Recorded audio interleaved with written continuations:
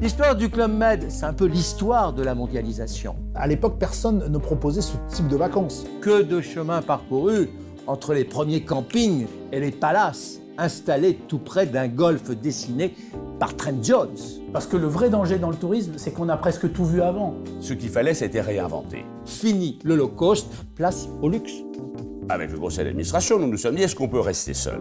Si des Chinois ont acheté le club, ils ne l'ont pas fait pour le détruire. Ils l'ont fait pour acheter un petit bout de la France. L'Asie est et sera un marché très compétitif. Mais on est partis les premiers. Le club a la capacité de se développer vers d'autres pays ou vers d'autres continents. Il reste plein de choses à inventer.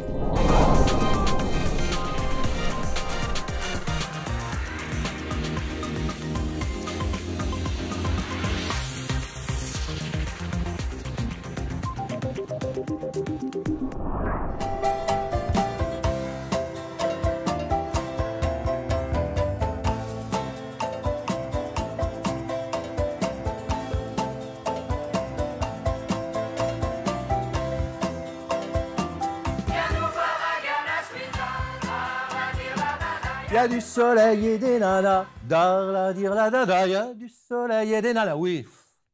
Pour beaucoup d'entre nous, le Club Med nous a laissé tellement de souvenirs que son image mythique surgit dès que le premier rayon de soleil se mélange avec une ritournelle de Patrick Bruel. Eh oui. Le Club Med reste encore cette fabrique à fantasmes pour toute une génération. Mais à presque 70 ans, le club n'a plus rien à voir avec ce qu'il était. Ses clients sont plus chics aujourd'hui et plus réservés, du moins en début de soirée. Le club qui a inventé cette forme de liberté s'est ouvert aux tribus de l'Europe tout entière, les Allemands, les Anglais, les Italiens. Puis très vite, ce cocktail explosif de soleil et de bonheur facile a touché l'Asie. La Chine aujourd'hui vit à l'heure du Club Med et de ses excès. Le Club Med, lui, vit à l'heure des financements de Shanghai. Quel choc! Aujourd'hui, plus d'1 million de clients partent chaque année dans plus de 70 villages. Quand je dis des clients, quelle vulgarité! Non, ce ne sont pas des clients, ce sont des gentils membres d'une communauté éphémère, des GM. Il faut traduire.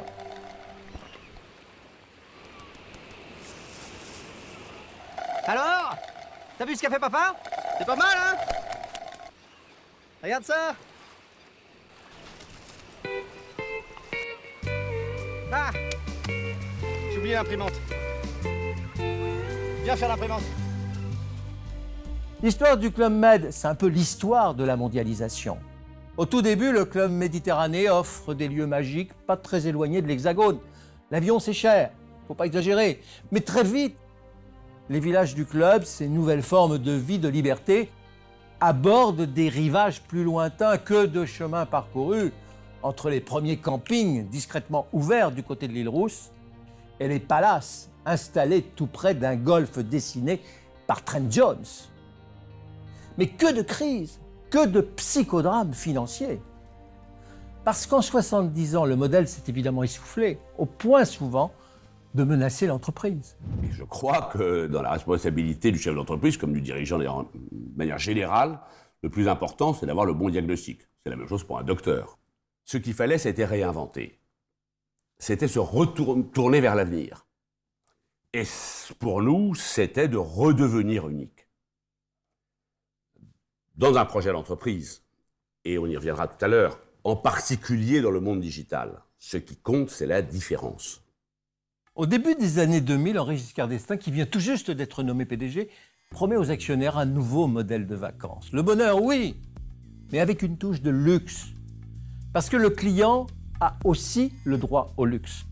D'autant qu'il vient des quatre coins du monde et le luxe, dans le monde entier, on comprend ce que c'est.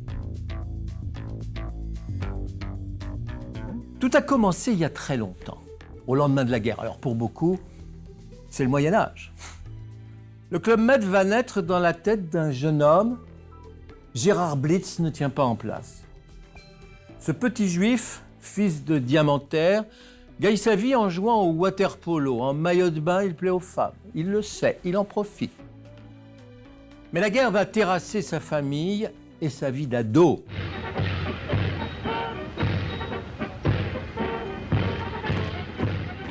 En entre la Gestapo qui le cherche, la prison, puis la résistance au sein des réseaux communistes, le beau gosse ne frime plus.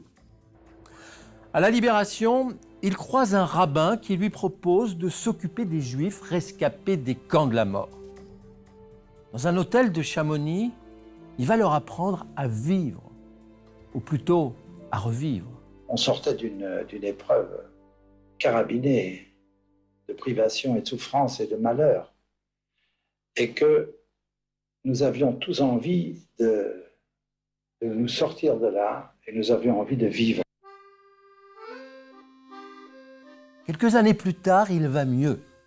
Alors il rend visite à sa sœur, Judith Blitz, celle qu'on appellera Didi. Elle réside en Corse. Elle travaille dans un club olympique au bord de la mer. Elle a un petit copain là-bas, un maître nageur. Oui, c'est un émigré russe qui s'est taillé une solide réputation au club de water-polo de Paris, les Ours Blancs. Oui, ça ne s'invente pas. L'été, il va frimer à Calvi. Alors, quand Gérard Blitz, qui fait du water-polo, débarque en Corse, il découvre, en dehors des amis de sa sœur, cette eau bleue, cet air transparent, ces odeurs du maquis et ces lumières d'été. Mieux, les nuits douces sous la lune quand on s'endort à la plage. Gérard Blitz découvre ce qui pourrait être une forme de paradis. Jean-Jacques Manceau est sans doute le journaliste qui connaît le mieux l'histoire du club. Il avait aussi un village qui s'appelait le Club Olympique en Corse, qui était pour le coup l'exemple même de ce que pouvait être un endroit où on pratique le sport, le vivre ensemble, un endroit très, très, très sympathique. Et je pense qu'il a eu l'idée de créer quelque chose autour de ces deux concepts. En fait, Gérard Blitz, ce petit juif encore tout cabossé, a la furieuse envie de respirer, de profiter. Il a la conviction que la majorité des Français ont la même envie que lui. Prendre des vacances, fuir la grisaille et s'étaler au soleil, oublier. Mais ça, c'est un rêve. Gérard Blitz est incapable de réaliser ce rêve, incapable de l'organiser. Il est même incapable d'installer des couchages. Lui, il sait nager, il sait flirter, il sait s'amuser, il sait faire rire. Mais il est obstiné. L'année suivante, il va tomber sur un terrain abandonné au bord de la mer sur l'île de Majorque. Ce terrain, il va le louer en promettant de payer le propriétaire à la fin de la saison. C'est malin. Les premiers vacanciers débarquent aux Baléares. Certains ont encore des tickets de rationnement et les Baléares ne sont pas ce qu'ils sont devenus aujourd'hui. Et là, peut-être sans le savoir, Gérard Blitz va inventer ce qui fera du Club Méditerranée un succès mondial. Une formule magique qui va favoriser les rencontres. D'abord, le soleil et la mer. Ensuite, le maillot de bain, qui est la tenue officielle. De toute façon, il fait trop chaud. Puis, pas question de frimer avec son argent. On a payé un forfait, tout compris, en partant. Enfin, tout le monde se tutoie. Le médecin, l'ingénieur, le prof, l'employé de la Sécu. Liberté, égalité et fraternité du maillot de bain. Osé mais efficace. Le club de Majorque commence à faire jaser. Trop de monde, trop libre. Toujours est-il que Gérard Blitz en a un peu marre des leçons de morale dans un coin où Franco a des oreilles partout. Et à la fin de cette saison-là, les militaires qui étaient hiérarchiquement les plus importants nous ont chassés. Gérard Blitz décide de s'installer en Italie. Un peu par hasard d'ailleurs, dans la baie de Barati, très exactement. Les Italiens sont plus cool, c'est son critère de choix. Mais son problème, c'est qu'il lui faut des tentes de camping. Il a éclusé tous les surplus de la guerre, or il a besoin de matériel. C'est dans les pages jaunes de l'époque que Gérard Blitz découvre la société Trigano et Fils, fabricant de tentes en tout genre et de matériel à Paris. Il appelle. C'est Gilbert qui a pris mon coup de téléphone. Et c'est Gilbert qui, avec sa spontanéité habituelle, m'a donné rendez-vous tout de suite et moi j'avais rien à faire, j'y suis allé. Gilbert ne comprend pas bien ce que veut faire Gérard Blitz, à part de louer des tentes à des Parisiens sur un terrain près de la mer. Sérieusement, il trouve pas ça génial. Il devine même que le gars n'a pas beaucoup d'argent pour le payer. Et les seules tentes qu'il peut lui vendre, ce sont des tentes de 9 mètres carrés. C'est un peu grand. Oh, pour Blitz, ça n'a pas d'importance. Et pourtant, Au bout de quelques minutes, les deux hommes s'entendent déjà comme deux larrons en foire. Dès 1951, ils commencent par monter une association toute simple, qui va permettre à ce club de rôder sa formule, de trouver des endroits rares. Ils trouveront Corfou, en Grèce, qui rencontrera un succès énorme. Très vite, cette association sera transformée en société anonyme, à la demande de Gilbert Trigano. Une société anonyme, c'est une entreprise, dit Gilbert. Et une entreprise, ça doit tenir des comptes, dégager des profits. Alors ça, Gérard Blitz ne comprend pas tout de suite ce que ça signifie, parce que le profit, c'est un gros mot, lui, qui a été formé dans la résistance par des communistes. Gilbert fournit les tentes, il fournit la cuisine, il s'occupe du commercial. Gérard Blitz, lui, va améliorer l'offre, comme disent les experts en marketing aujourd'hui, parce que les clients viennent pour le soleil, ils viennent pour la mer, ils viennent pour la bouffe, ils viennent pour les sports, mais ils viennent aussi pour l'ambiance. Et l'ambiance, c'est lui. Gérard Blitz et sa femme vont inventer et imposer aux clients ravis un rituel très particulier. Non seulement il y a les paréos tahitiens, les fleurs lors de l'arrivée, mais aussi les colliers de perles qui permettent de payer le bar le soir parce que l'argent est interdit. Ils vont proposer des buffets pantagruéliques et imposer des tables de 8 couverts. Sacrés. Pourquoi 8? Parce qu'en dessous de 8, on s'ennuie. Et au-dessus, on s'entend plus. On chante et on danse du matin au soir. On se lie d'amitié ou plus si affinité. Et pour sceller toutes ces relations, Claudine Blitz, c'est elle, l'épouse de Gérard, va composer les Crazy Signs.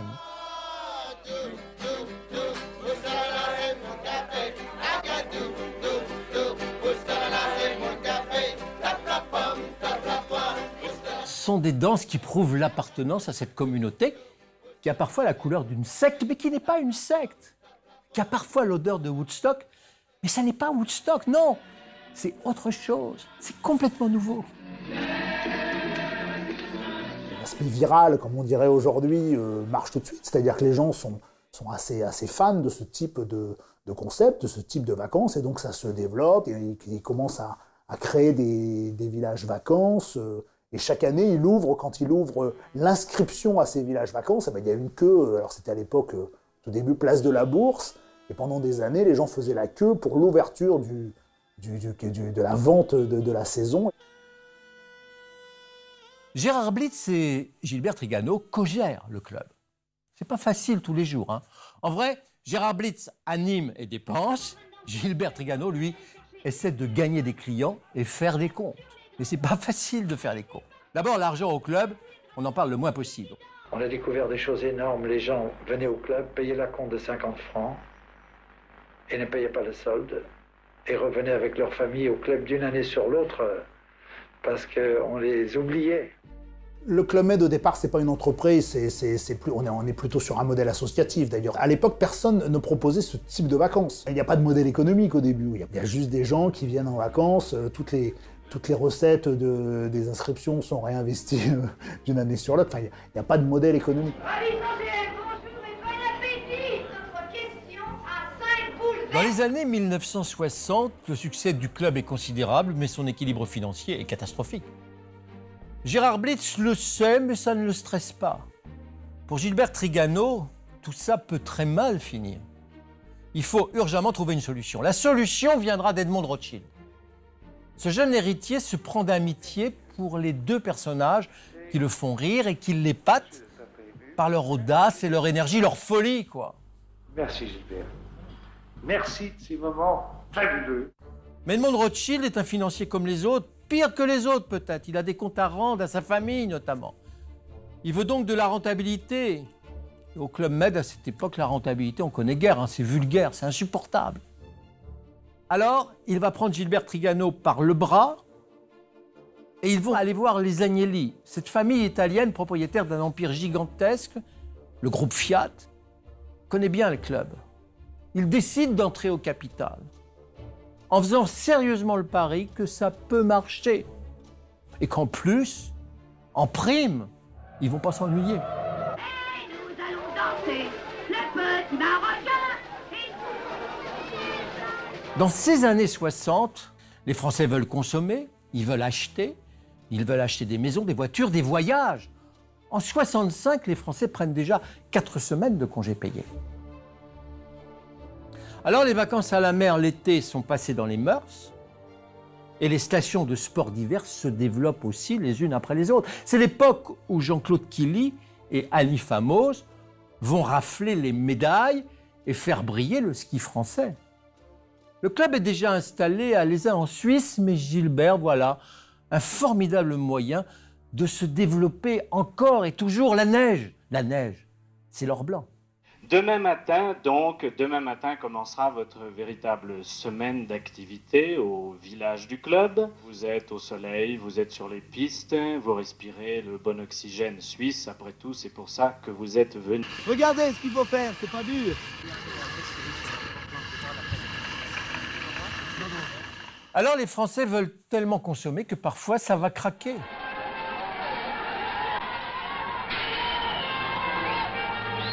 En mai 68, ils vont exploser les vitrines, les banques et toutes les structures pour que l'évolution soit plus rapide. Place de la Bourse, la seule vitrine qu'on n'abîmera pas, c'est celle du Club Med. Parce que le Club Med, c'est le symbole de cette société du consommateur jouisseur. Hippie, oui, mais à la mer, au soleil, avec le ventre plein. Avec les Rothschild et les Agnelli, l'argent coule maintenant à flot. Gilbert Trigano peut investir, mais la cogestion est terminée. Trigano, Monsieur Frick, comme on va le surnommer, se fait nommer officiellement président. Gérard Blitz lui a compris. Il jette l'éponge. Lui, l'ancien communiste, ne pourra jamais assumer l'arrivée du grand capital. Comme il dit, il préfère la méditation bouddhiste. Gilbert Trigano sait que pour réussir, le Club Med doit s'agrandir. Il investit. Fini les tentes de camping et les bungalows en paille. Fini les bains-douches collectifs. Place aux bâtiments en dur. On en construit à Agadir. Agadir va d'ailleurs faire figure de club pionnier de cette nouvelle vague. Je suis venu au club pour essayer de vivre comme les autres, c'est-à-dire pour essayer d'être sportif, moi qui ne le suis pas du tout. Les activités sportives aussi changent. On apprend le ski nautique et même la planche à voile, vous vous rendez compte ? C'est un luxe inouï pour l'époque. C'est Miami Beach, au pays d'Astérix. Mais ce qui est extraordinaire, c'est que l'ADN du club ne s'est pas perdu en route. Cet ADN va être filmé, chanté et même souvent moqué. C'est-à-dire que mon mari et moi, on était assez réticents vis-à-vis du club, enfin le côté groupe, tout ça. Et puis, de très bons amis à nous, ils sont allés, en sont venus emballer, alors on s'est dit pourquoi pas. Moi j'ai fait une connerie, je suis venu avec ma femme. Personnellement, en ce qui me concerne, seule je m'ennuie. Les contacts humains sont plus faciles, quoi, parce que les gens sont plus disponibles. Le film de Patrice Lecomte va rencontrer un succès considérable. N'importe quel dirigeant d'entreprise aurait béni une telle publicité. Ceux du club, à commencer par Gilbert Trigano, ne vont pas rire à toutes les scènes. Bienvenue au club, je suis Marcus, le chef de village. Je m'occupe de vos petits problèmes, de vos petits soucis, afin que vous vous sentiez complètement en vacances. Ici, on a surtout un cri de guerre, un bip bip. Alors vous voyez, on se marre, quoi. On dit que le club c'est la mort du couple, alors comme je suis célibataire... Ce qui est vrai, c'est que dans les années 80, le Club Med s'est déjà déployé et c'est aux prémices de la mondialisation. Gilbert Trigano rachète des hôtels construits aux 4 coins de la planète, ouvre des clubs et lance même un bateau de croisière. En chiffres, 80 villages de vacances, 45 000 lits, 14 000 personnes qui travaillent au club, un peu de tous les pays du monde, dans 28 pays du monde. À la fin de ces années 80, le modèle du Club Med semble régner sans partage. La recette fonctionne, oui. Les bronzés sont à la plage, mais les bronzés sont aussi au ski, en Provence ou sous les tropiques. Bien dans leur corps, bien dans leur tête. La formule est tellement magique que beaucoup de voyagistes vont essayer de la copier. Personne n'y parvient vraiment. Mais le marché remue. On arrive aussi à une époque où dans les années 80, les gens ont bien compris comment on pouvait copier facilement le Club Med. Il y avait une forte demande liée à un développement du tourisme de masse, et donc beaucoup de concurrents sont apparus. Des concurrents hyper low cost, un peu moins low cost, donc il commençait à y avoir une vraie concurrence sur ce créneau des clubs de vacances. Nous avons un concept unique au monde. Nous avons le produit d'aujourd'hui. Je crois que nous pouvons être conscients aujourd'hui que le club est indestructible. Au début, Trigano a une façon un peu particulière de gérer la concurrence. Souvent, soit il la rachète, soit il la méprise. En tous les cas, ça le pousse pas trop à changer quoi que ce soit dans son modèle. Donc là, ça devient une autre paire de manches pour le Club Med, parce que là, ça devient beaucoup plus difficile. L'équation du club se fissure, c'est vrai. Quand l'état de certains villages se dégrade, c'est pas trop grave. Mais quand la sécurité des transports n'est pas garantie, c'est le drame. Le 9 février 1992, au petit matin, Gilbert Trigano reçoit un coup de téléphone lui annonçant que les vacanciers à destination de Cap Skirring n'arriveront jamais au village. Bonsoir. La catastrophe aérienne du Convair 640 qui s'est écrasée hier matin au Sénégal entre Dakar et le Cap Skirring a fait 30 morts et 26 blessés. C'est le bilan officiel. La catastrophe de Cap Skirring va profondément marquer l'histoire du club. Le Club Med vend du rêve et le rêve se transforme en cauchemar. La responsabilité du club est engagée sans débat. L'enquête est formelle, le pilote n'aurait pas vu la piste d'atterrissage. Pour Gilbert, tout est fini. Il va donc installer son fils Serge à la direction générale un peu plus tôt que ce qu'il avait prévu. Pour Serge Trigano, c'est le début d'une nouvelle aventure. Il a 47 ans. Il connaît le club depuis qu'il est enfant. Il y travaille depuis la fin de ses études de droit. Quand Gilbert Trigano décide de quitter le Club Med, donc quelque temps après cette histoire de Cap Skirring, il décide de laisser la main à son fils, il ne lui fait pas un cadeau. Il n'est peut-être pas le mieux placé pour prendre les bonnes décisions. Serge Trigano va découvrir que de donner un second souffle au Club Med est beaucoup plus difficile que d'être le fils de son père. On est déjà en 1993, Serge connaît la potion magique, il en a pris dès les premiers biberons, mais saura-t-il la préparer et la servir? Ça, le personnel lui fait confiance, non. C'est un Trigano après tout, mais la conjoncture va lui jouer des tours.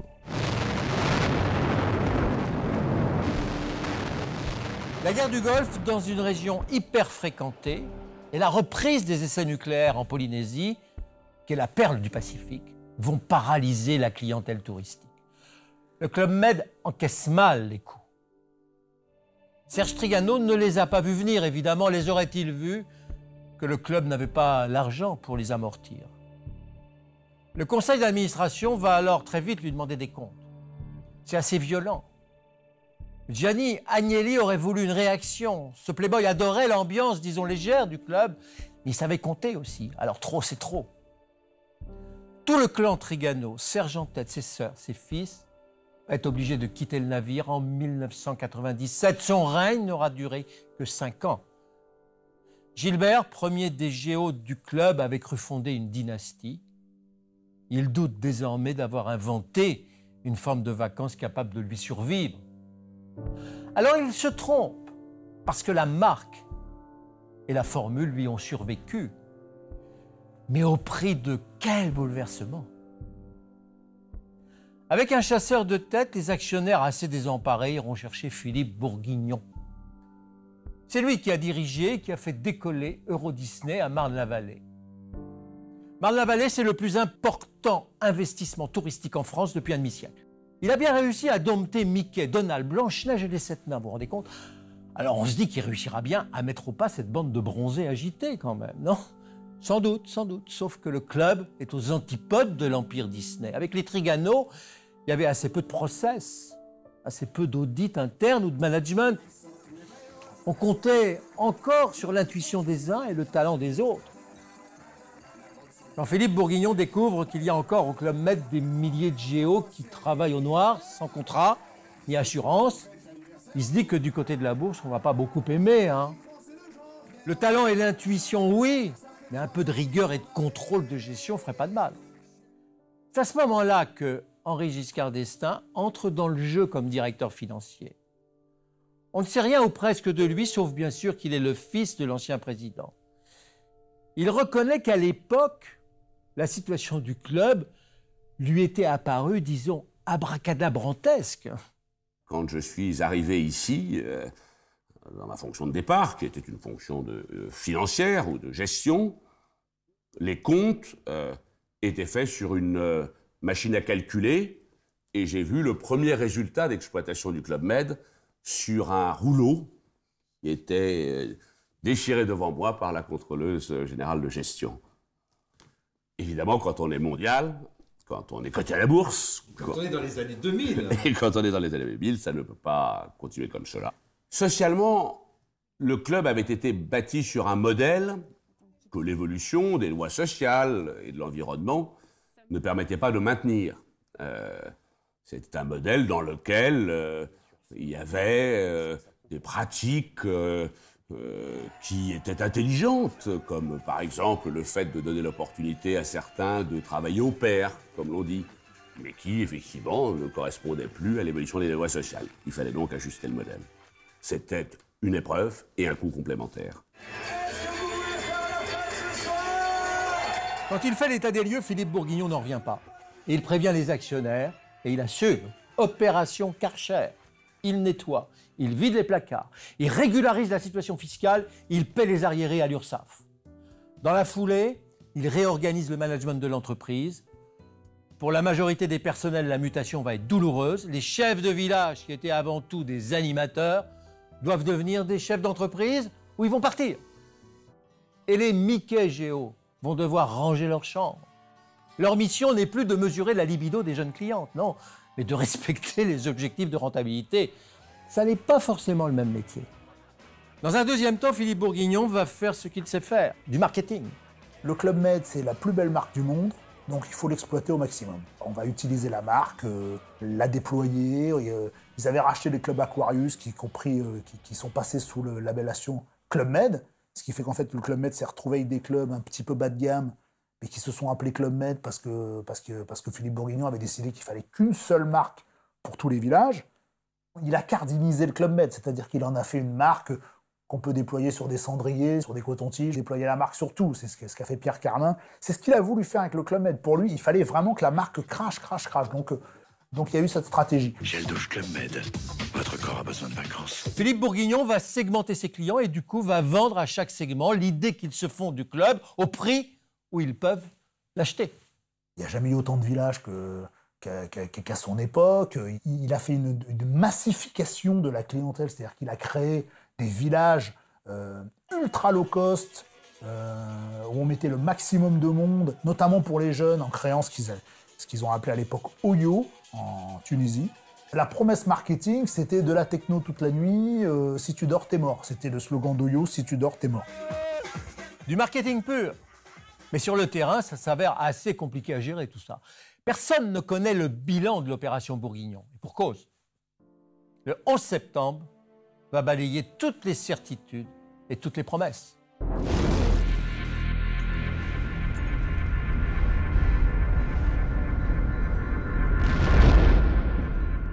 Le monde occidental est traumatisé, l'industrie de la banque est paralysée, les avions sont cloués au sol et une fois de plus, l'industrie mondiale du tourisme est profondément dévastée. Le Club Med est le premier et le plus gravement touché. Didier Arinaud, spécialiste du monde du tourisme, nous décrit la situation du club à ce moment précis.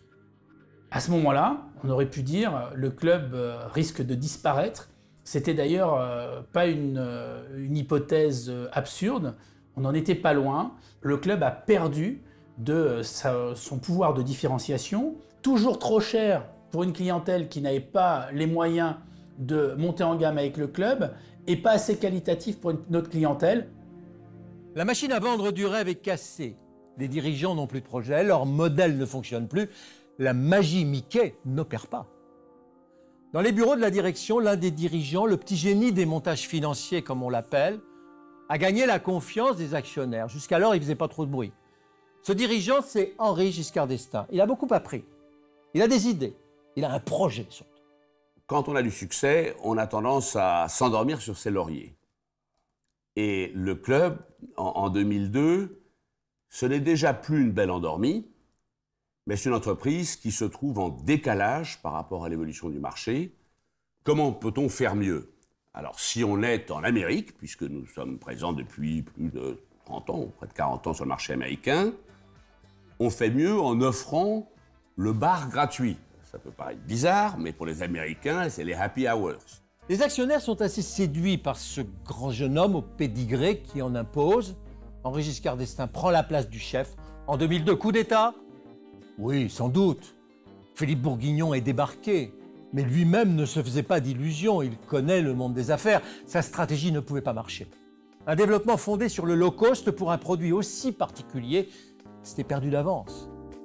Il y avait beaucoup trop de spécialistes sur ce créneau. Henri Giscard d'Estaing va trancher sans l'ombre d'une hésitation.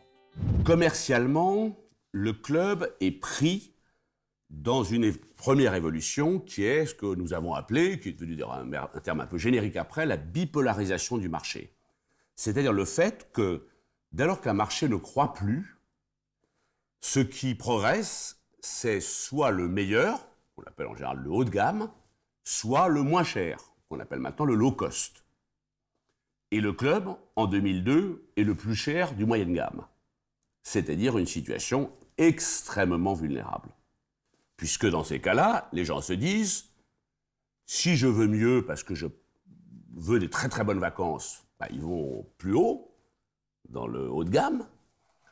Et s'ils se disent, c'est le moment de faire des économies parce que c'est la crise, ils vont vers le low cost.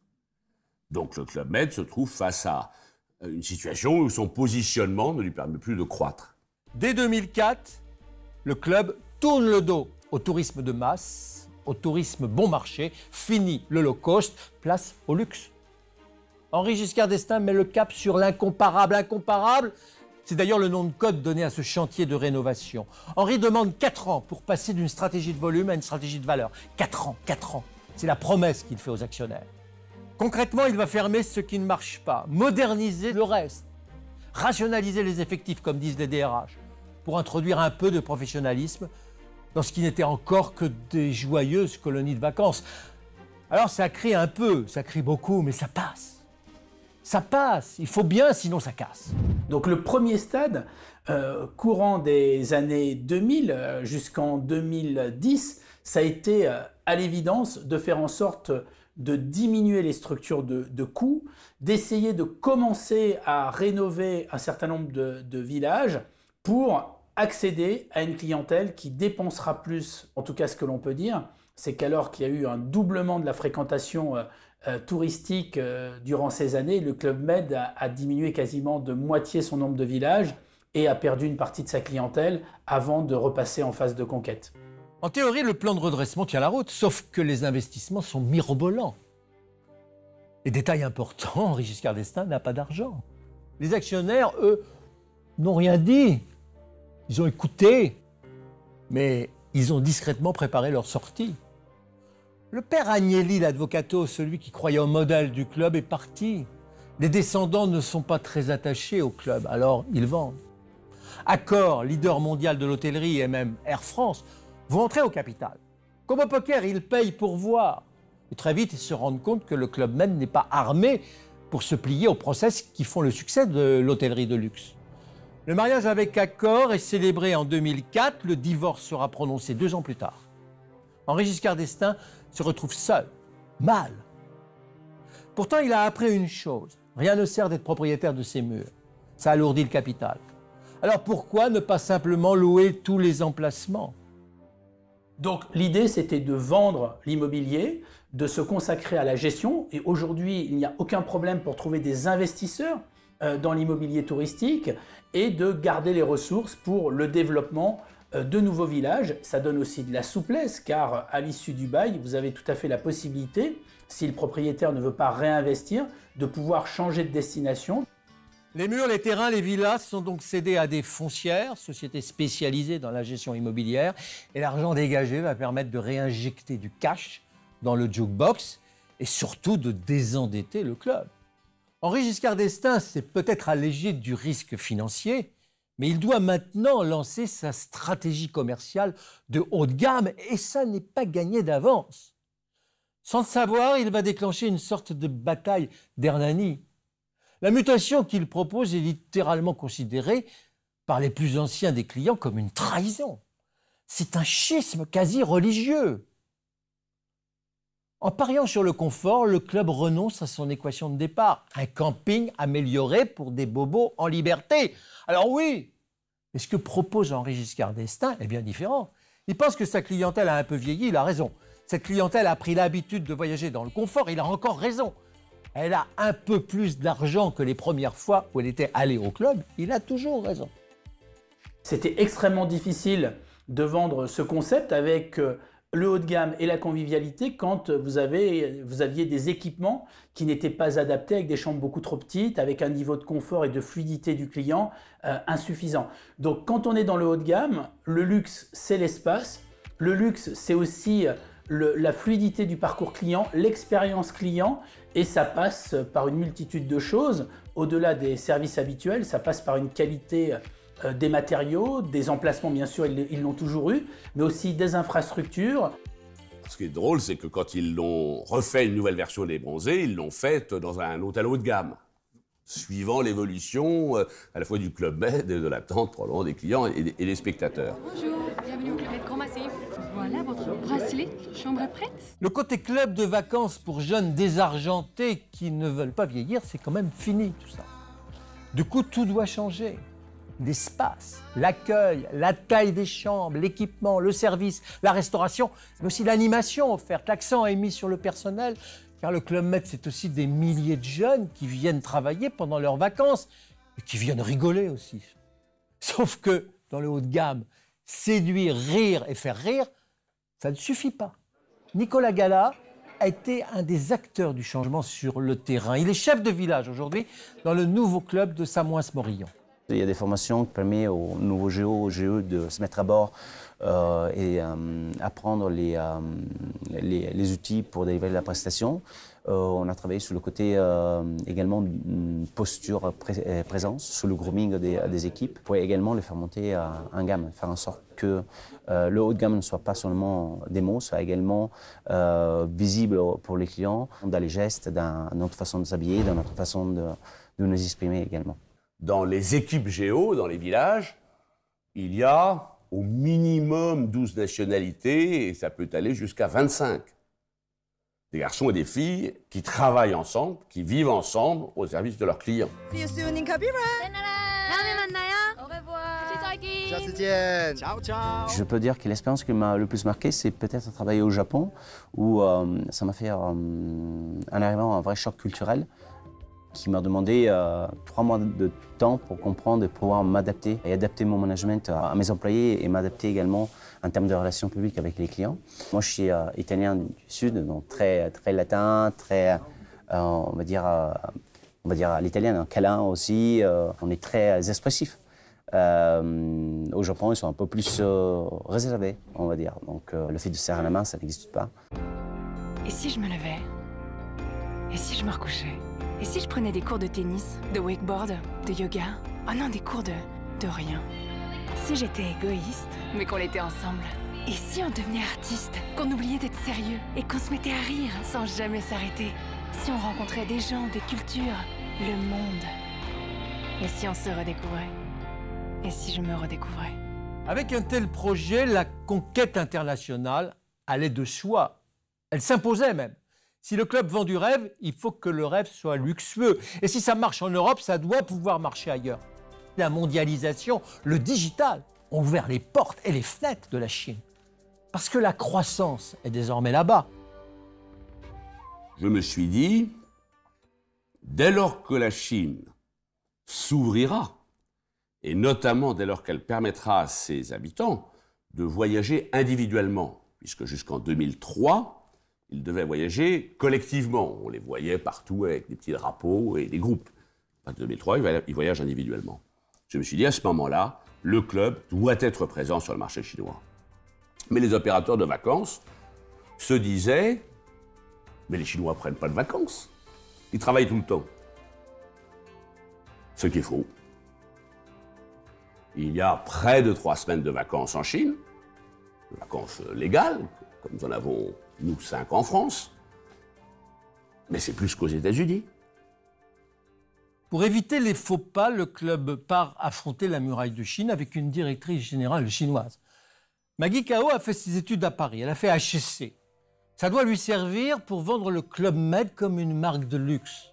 Un peu comme du Chanel ou du Vuitton, même code, même distribution, même exigence de qualité. même histoire d'identité et d'origine, et même prix ou presque. Le monde des affaires regarde ce qui se passe et commence à prendre au sérieux le petit Giscard, le fils d'eux, comme on disait, mais les actionnaires, eux, sont guère solides. Alors, quand l'aventure chinoise se décide, la seule solution pour sortir vivant de cette croisière jaune sera de trouver des alliés locaux pour soutenir le club. Henri Giscard d'Estaing l'a compris très vite. Avec le conseil d'administration, nous nous sommes dit, est-ce qu'on peut rester seul? Est-ce qu'il est raisonnable, sur son deuxième marché, ou s'il deviendra le deuxième marché, et sur ce qui est déjà le plus grand marché touristique du monde, la Chine, d'être seul? Non. Son idée, partagée avec les responsables du fonds d'AXA, sera d'aller trouver Fosun.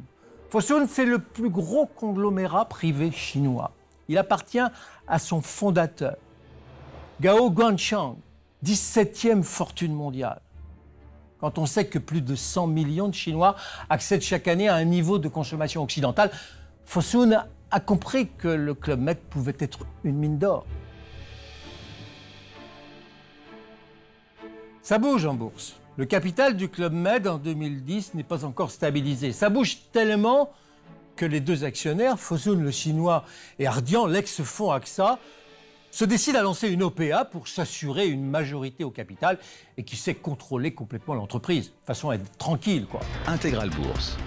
Allez, on va revenir effectivement sur l'annonce de Fosun avec le français AXA Private Equity pour racheter et sortir de la cote rapidement le Club Méditerranéen. Quand on prend une initiative, et surtout quand on est au Club Med, les choses ne se passent pas comme prévu. Puisque cette opération s'est révélée être la plus longue OPA de l'histoire de la place de Paris. Nous sommes dans le Guinness Book of Records. J'aurais aimé m'en passer. Le prix offert est trop faible. Le projet passe mal en Assemblée générale des actionnaires.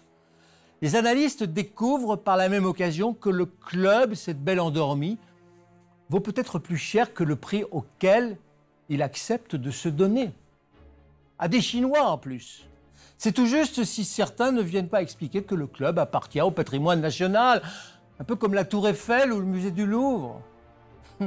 C'est le cas du financier italien Andrea Bonomi, homme d'affaires très riche. Il adore le club. Bonomi connaît bien les procédures de rachat. Il a fait fortune avec. En plus, malin, il se rapproche de Serge Trigano qui n'a jamais digéré son échec et son éviction. En théorie, c'est lui l'héritier légitime. Il sait tout. Il a vu son père tout inventer. Alors, cette OPA va tourner à la farce. Une guerre entre les anciens et les modernes. Parce que dans l'histoire, Bonomi défend un chef-d'œuvre qui tombait en ruine. Les modernes, eux, sont plutôt du côté chinois. Fosun ne se laisse pas abattre et surenchérit. Cette bataille d'enchères va durer 2 ans. 2 ans. Intégral placement, la valeur du jour. C'est donc l'épilogue de la plus longue et féroce bataille boursière autour d'une entreprise française. Club Med va bien devenir chinois. Le conseil d'administration du Club Med devrait voter cette semaine en faveur de l'offre de Fosun. Fosun remportera le morceau. Le contrôle absolu du club et ce qui lui permet de s'éloigner des tempêtes boursières. Cette capacité à voir loin, on peut dire que ce n'est pas la bourse qui est capable de répondre à cela. C'est un actionnaire stable qui est capable de perdre de l'argent pendant quelques années pour en gagner demain. De ce point de vue, les Chinois sont beaucoup plus matures que le capitalisme occidental car ils savent voir beaucoup plus loin que les seuls comptes de résultats des 2 années en cours.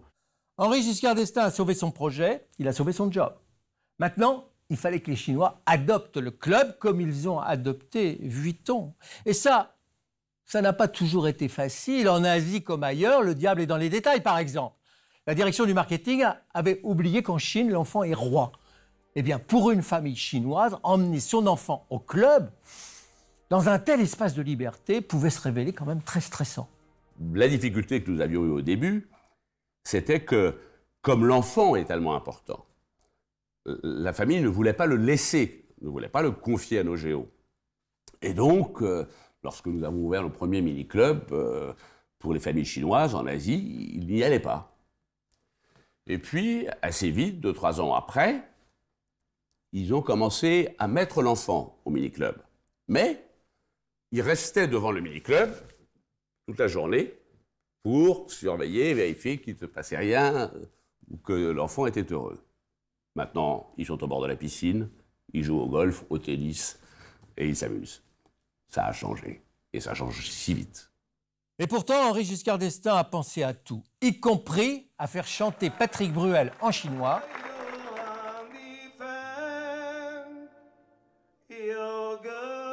Patrick Bruel pouvait bien le faire, après tout, il a commencé sa carrière comme géo au club. Alors le club Méditerranée, détenu par des Chinois, ça a beaucoup fait parler, bien sûr. Tout le monde a eu très peur que l'origine française du club soit asphyxiée, qu'on perde ce côté Frenchy. Henri Giscard d'Estaing est convaincu du contraire. Si des Chinois ont acheté le club, ils ne l'ont pas fait pour le détruire. Ils l'ont fait pour acheter un petit bout de la France. C'est devenu une entreprise mondiale aux racines et au savoir-faire français. Il y a dans chacun de nos clubs med dans le monde du bon pain et des viennoiseries françaises.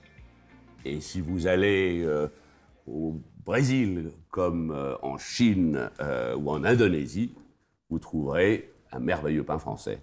Et ça, c'est une excellente nouvelle à la fois pour le club, mais aussi pour la destination France et pour l'image de notre pays, parce que quand on va dans un club et qu'on est étranger, on goûte à cette petite part de France, à cette touche française, à ce style et qui fait la différence.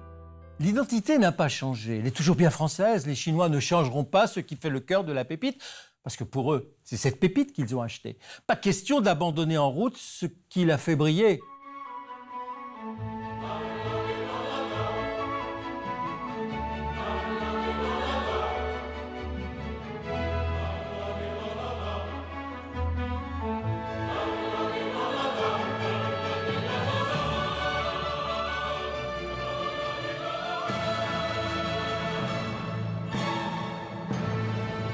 C'est marrant, c'est pas du tout le souvenir que j'en avais. Paradoxalement, c'est la révolution digitale qui vient apporter un sacré coup de main au projet de Henri Giscard d'Estaing. Booking a bouleversé l'hôtellerie, Airbnb a failli l'étouffer, mais si le club est devenu un produit de luxe, c'est aussi devenu un produit de niche. Du coup, le club vend ses propres séjours, pas ceux des autres. Il vend ses propres circuits et ses hôtels, pas ceux des autres. Donc il garde la marge. Et le tout en 3D, s'il vous plaît.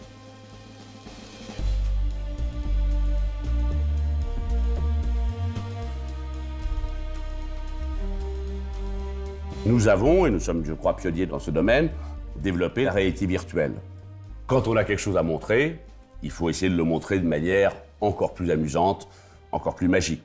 Et la réalité virtuelle en est un instrument. Parce que le vrai danger dans le tourisme, c'est qu'on a presque tout vu avant. Alors, elle est où la part de rêve? Il est où le voyage? Ça, c'est une véritable difficulté. Ça passe par le fait d'avoir une réalité qui est plus forte que le virtuel. Et il est là le plus grand défi, parce que lorsqu'on vit une réalité qui est plus forte que le virtuel, on le partage sur les réseaux sociaux, on donne envie à d'autres de découvrir et de devenir des clients du Club Med.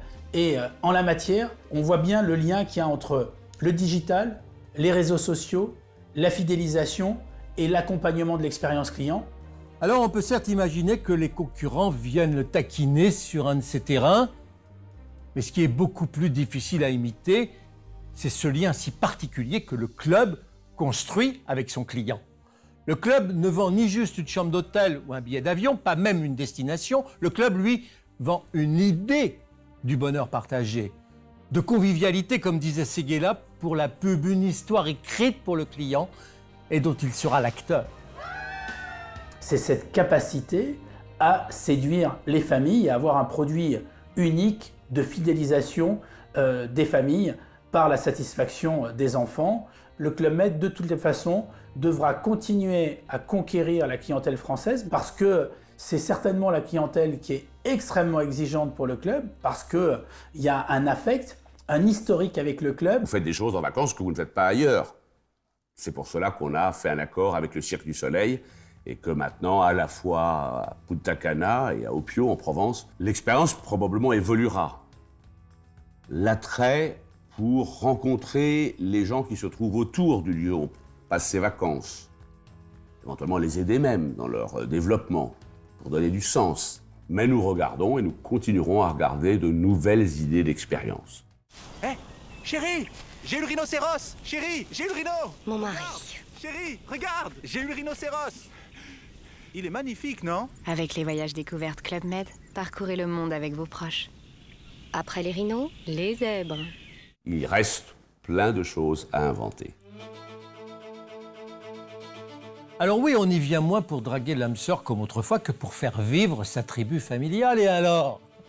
Le club a changé parce que les clients ont changé, le sens de la fête est différent peut-être, et encore. Sur le front du capital, ça a souvent ressemblé à une auberge espagnole. Le club dispose aujourd'hui d'une stabilité financière dans le long terme. Les chiffres sont bons. Le Club Med aujourd'hui, c'est grosso modo 1,5 milliard d'euros de chiffre d'affaires, c'est 1,3 million de clients, et on peut dire que le Club Med n'a pas retrouvé le nombre de clients, mais la question n'est pas tant le nombre de clients que la rentabilité de ces clients. Donc on peut dire que cette internationalisation, c'est aussi un airbag pour le club, car si les perspectives de croissance sont moins fortes dans tel ou tel pays, le club a la capacité de se développer vers d'autres pays ou vers d'autres continents. Nous sommes partis en pôle position dans la course.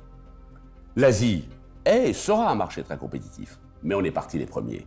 Alors si nous trouvons une autre planète encore plus belle que la Terre, le Club Med y sera le premier. La marque au trident règne sur le tourisme mondial, comme Poséidon à qui il a emprunté son arme fatale. Poséidon, oui. Il y en a qui autrefois croyaient que le Club Méditerranée était un mythe. Ils avaient peut-être raison. Savez-vous que la Chine est sans doute le pays sur la planète où la mythologie est la plus florissante, la plus extravagante aussi, et la mieux partagée?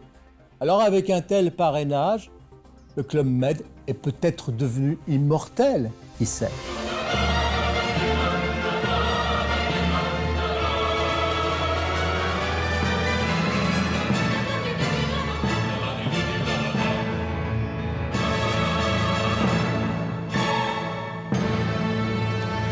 Ah, c'est marrant, c'est pas du tout le souvenir que j'en avais. Hein. Bravo!